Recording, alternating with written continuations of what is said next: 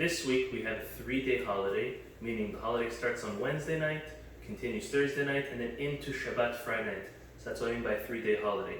So therefore, the following preparations need to be taken to make the holiday be fulfilled in the proper way.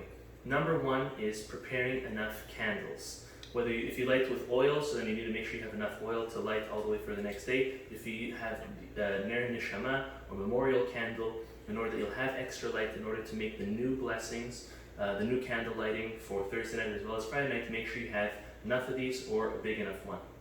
That's because Wednesday night you can strike a match in order to light the candle. However, for Thursday night and for Friday night, you will not be able to strike a new match. You have to use it from an existing flame. So that's the first thing to take into consideration. The second thing is the Eruv Tavshilin. Eruv Tavshilin is something which allows us to prepare from Yom Tov for Shabbat. Meaning, on Yom Tov, you're allowed to move, you're allowed to transfer and ignite from an existing candle, light to light, fire to fire. You're allowed to cook for the holiday. On Shabbat, it's more stringent and you're not allowed to.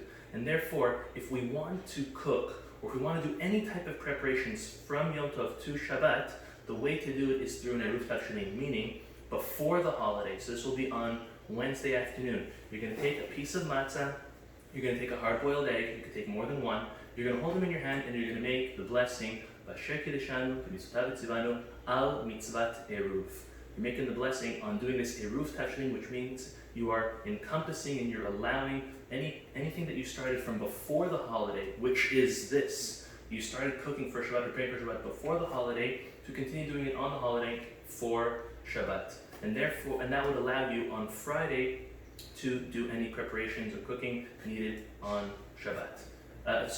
On Friday for Shabbat. When should this hard-boiled egg along with this matzah be eaten? Ideally, we eat it for Seudah Shlishit, that's the third meal on Shabbat.